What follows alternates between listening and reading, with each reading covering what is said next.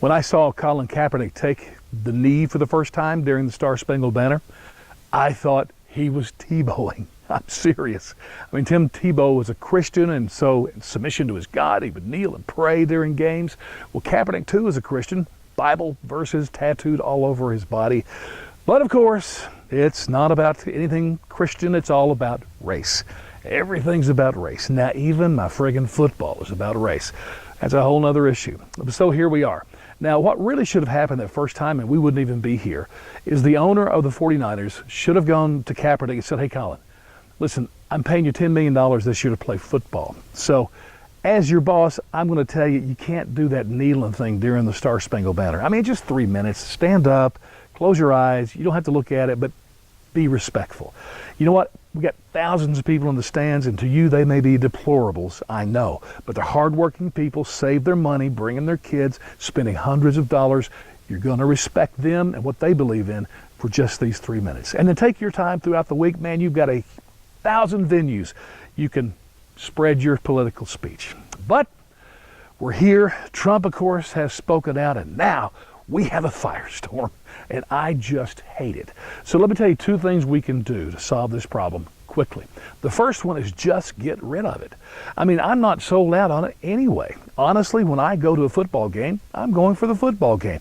I'm not going to make a political speech or hear a political speech or even be patriotic. I just want to watch my Packers play. That's it. And so let each venue decide. Stop it for a few weeks, see how it works, change it, move it to the end of the game for just those who want to be patriotic, whatever you want to do. And by the way, for me, when we have it, I've been offended by white guys during the Star-Spangled Banner. You know, when they don't show respect during those 3 minutes, you know, they don't take their caps off, or you know what the worst thing is when they talk and then laugh.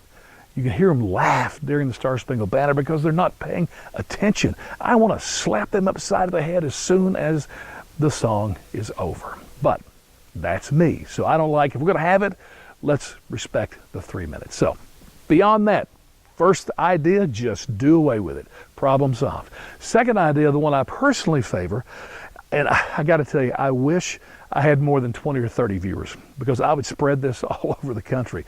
But I'd have every single fan to show up at the game, whatever the game is the next day. And when the Star-Spangled starts, every person in the stadium kneel.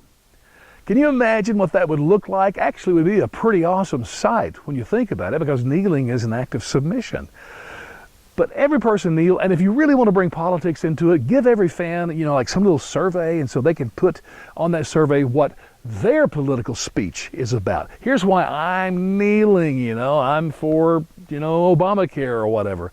So everybody could have their issue, and we could all kneel together for the whole game. I just think that would be an awesome sight. So players, coaches, everybody, and the fans. So with that said, I'm going to kneel, and my issue are the deplorables. Middle-class people who haven't had a raise in 20 years, working 2 or 3 jobs just to survive, or having to do a job that's way below what they should be doing, who's really having a hard time, you know, living the American dream. But they love our country, and they're the ones who are the most patriotic. Everybody kneel. Would that be awesome? Go Packers!